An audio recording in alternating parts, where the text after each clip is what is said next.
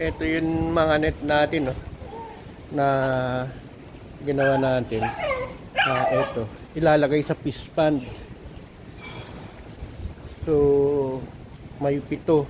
Tapos, may 7 na sa fish pond. Nakapalibot. Tapos, ito pa, 3.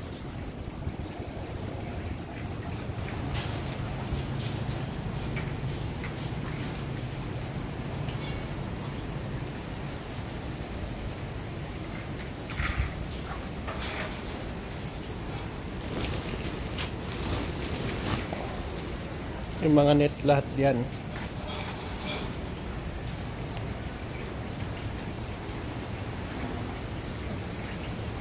Eto, try kong gumawa ng tarik na ganyan para ilagay rin sa fish pond.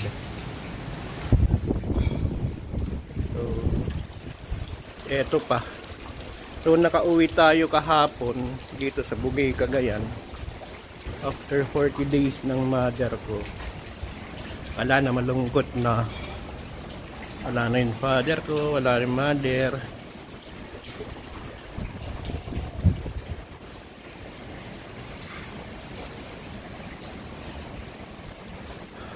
So, ang lakas ng hangin dito, napakalamig.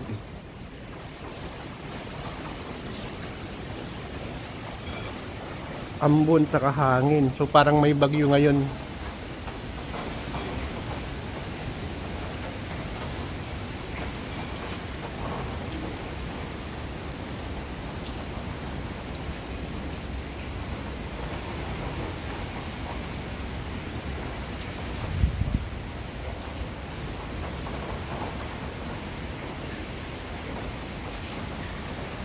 So, eto, bumabagyo. Bagyo na to eh. Tapos kagabi pa, kahapon pala dumating ako dito, may ambon-ambon na. So eto,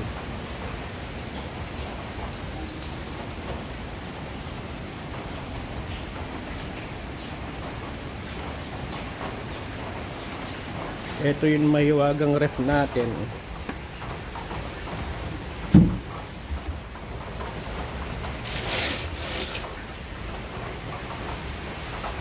Dito kumukuha yun na bantay sa latang. Mga nakabitin yan na etag. Ginawa ng kapatid ko. Etag. So, ito yung pinapasa nilang video sa atin. Ngayon nandito tayo, ibibigyo tayo, yung fish pond. Ito yung kalahating hektarya.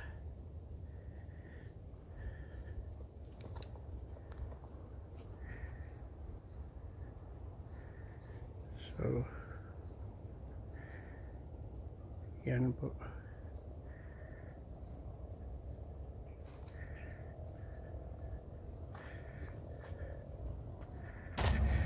So, may mga tanim tayong kalamansi. Ito sila.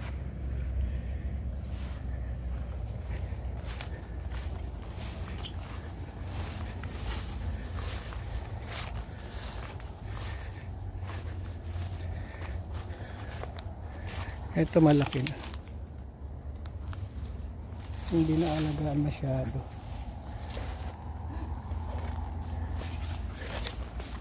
Ito. Ito yung mga bandang dito na matay.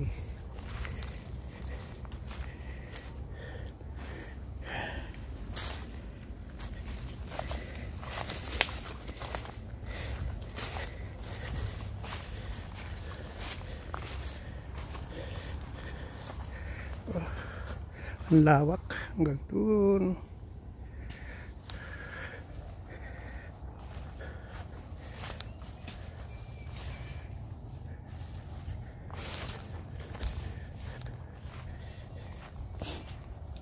Garahe dapat yung bahay kubo. Bahay kubo.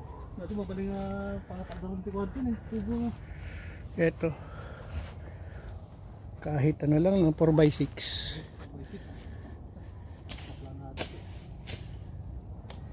Oh, ang pagipanandat ako yun. Dagana.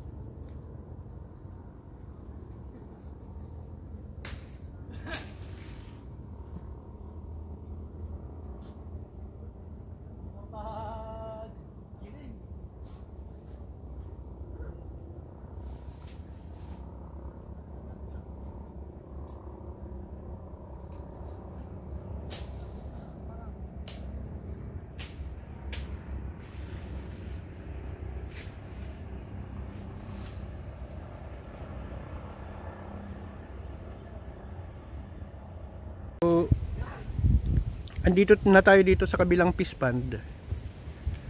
Doon tayo galing. Hindi lang 300 meters, siguro 500 meters. Tapos nag-tricycle tayo. Dito 'yung pangalawang fish pond natin. Dito tayo naglagay ng tilapia na 150,000. Bale 2.5 hectare to. Yung bagong tambak din. Tambakan ng 10 weeks.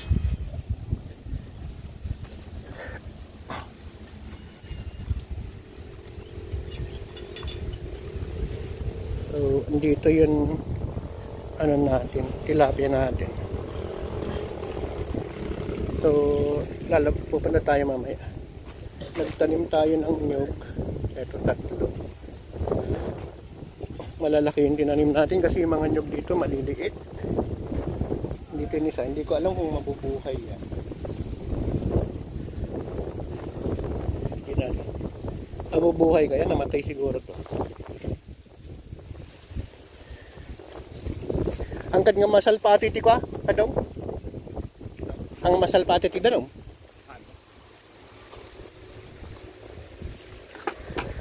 Yan yung mga maliliit na limango yon. Nakuha natin sa labas kasi may bukatot tayo doon sa harap ng pispan sa kabila. Dahil tinatambakan doon, hindi natin saboy doon. Dito natin ilagay kasi nga nagtatambak sila doon. Pag ganun nagtatambak, umaalis yung mga limango. Yan.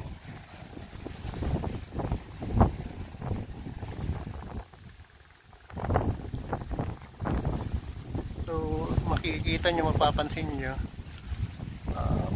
mahangin po, parang may bagyo or bumabagyo. So etong mga tilapia, hindi ko alam kung pwede nang pakawalan. Lalapitan natin. So yan.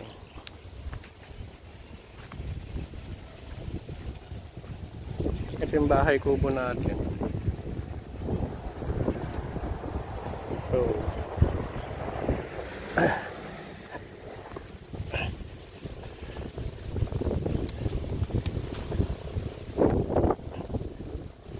dito tayo. Hindi ko lang alam kung kaya niya tayo. Ayun, nakakatakot.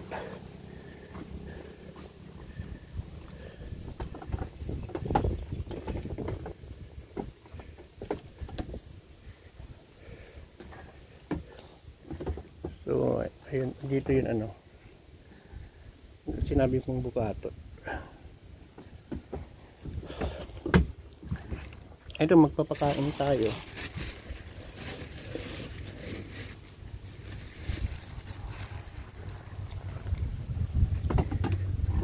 Ito. So, ito pre-starter.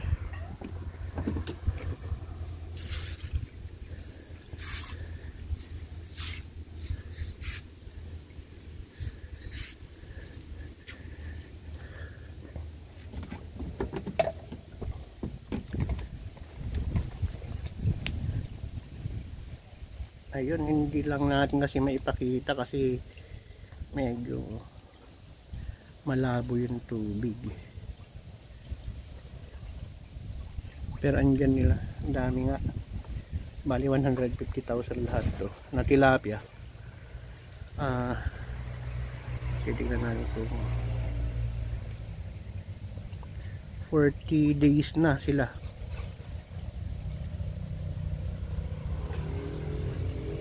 So ang tilapia pala, kapag pinaghalo mo sa bangos,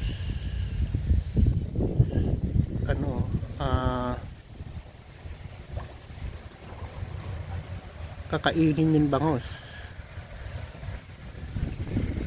So tingin ko hindi naman na ito nagkakainan dahil malalaki na sila. Pero may mga sugat yung iba. May isa doon na may sugat. Nakikita mo na oh, may tae na sila. Mahaba na mga tae nila. Dati hindi pa napapansin oh. Kung tayo nga nila yung mga parang lubid na sumusunod sa kanila. So, ayan, ang dami. Ayan. Ito, sinom natin ng 10 times. Yun, mapapansin na.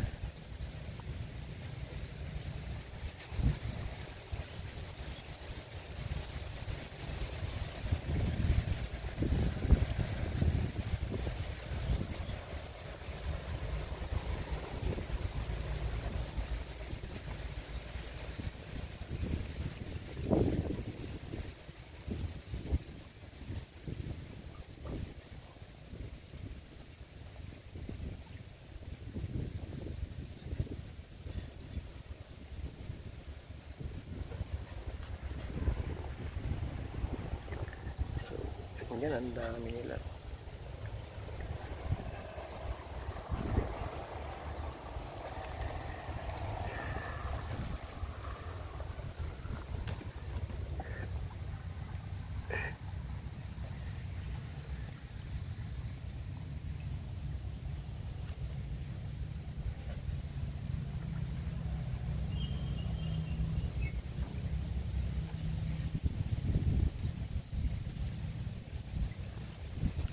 So sila kay nagpakat ng kasama natin sila kay pala dito saka si Kadong.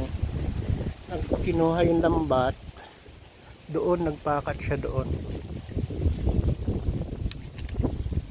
So titingnan natin mamayang hapon kung may mahuhuli kasi ang style ng paglalambat dito kailangan mong bugawin eh. Yung tilapia. Konti lang mahuli mo kapag lalagay mo lang yung sigay. So kapag magsisigay ka or lambat, kailangan mong abugin.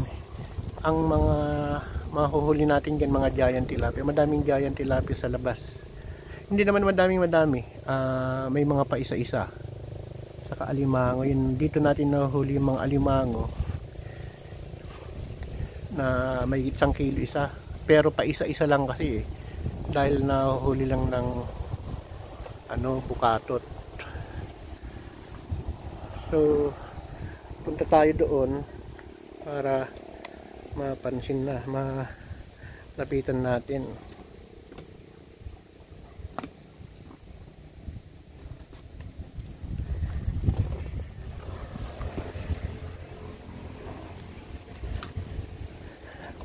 Nag-uog si Kadok saka si Kamuning natin. May pato din tayong alaga. Ayan. So punta tayo doon. Sana wag lumakas yung ambon kasi umaambon po.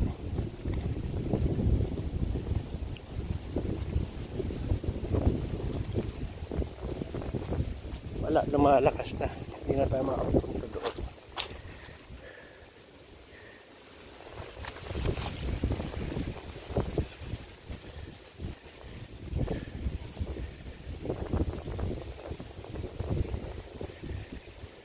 So, mamaya na lang po ulit kasi malakas na po yung ambon. So, eto, titignan natin kung pwede nang pakawalan yung mga tilapia kasi parang nangingitim na yung tubig.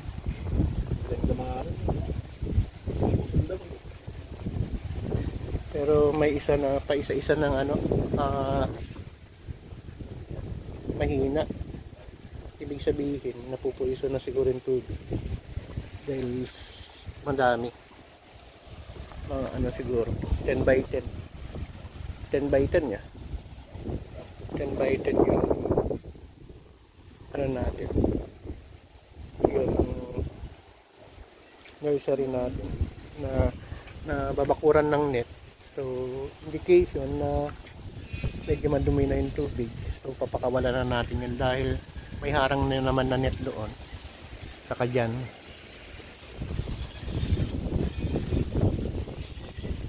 Ay mapanila kay giga ti parya kung ano gi kwa ti pagalaan na nagadod gi parya niya Wait guys, may mula ka dong tayo. Isun na pa itimang kalub ka na di hangag tuburo tayo. Oo. Para sida. Punta tayo doon sa malapit sa Pasngaw.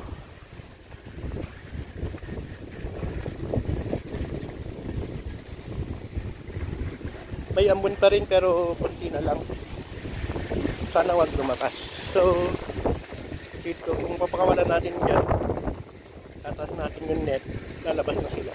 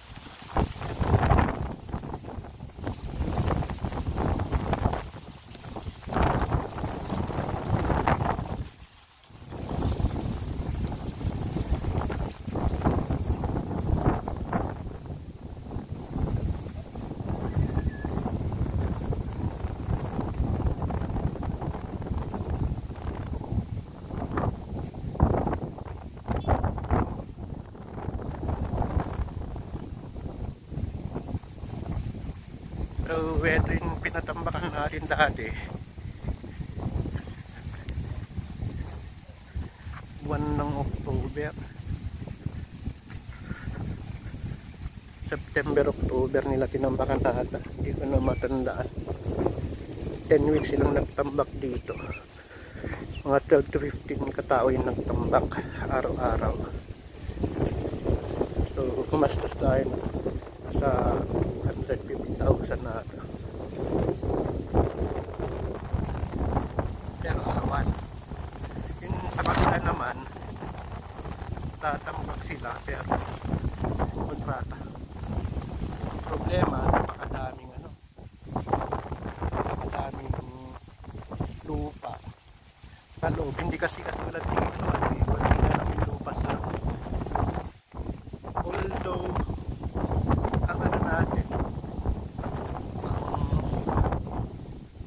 pinagkaibahan doon, mas malaki yung pispan doon sa kabila dahil 4 hectares siya. Dito naman to 2/4 lang, 2,400 square, 2.4 hectares pala. So yun, babaybayin lang natin.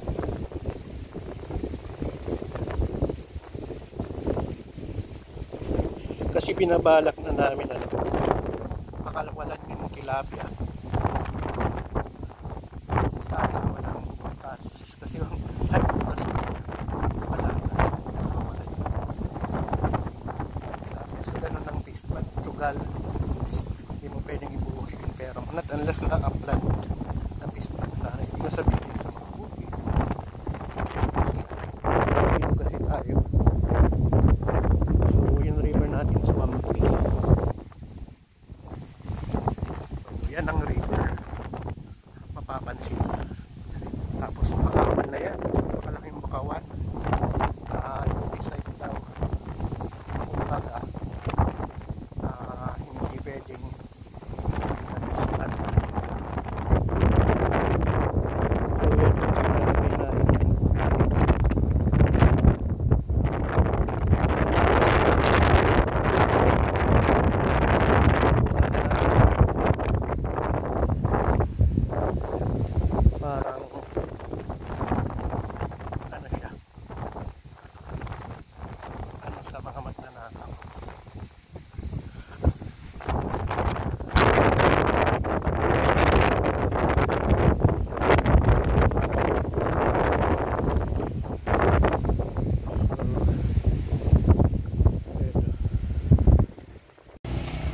So, eto pagatpat or tinatawag na apple apple ng bugay. Yan o. Pagkatpat. Ito yung bulaklak. So, mapapansin mo, yun. Masarap yan pag ano, kapag nahinog. Madami na siyang bungang maliliit doon sa dulo. So, sabi ko, babantayan ni Kadong para i-video natin pag hinog na. So, ito po siya.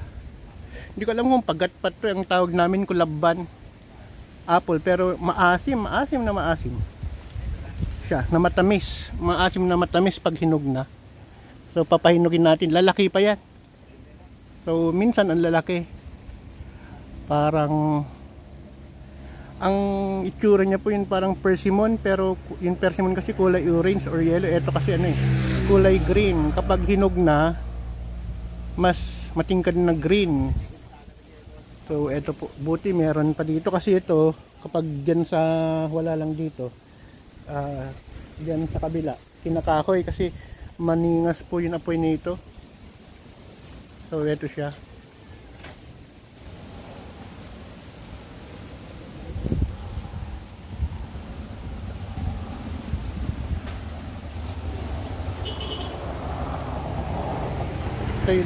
Ito yung bunga.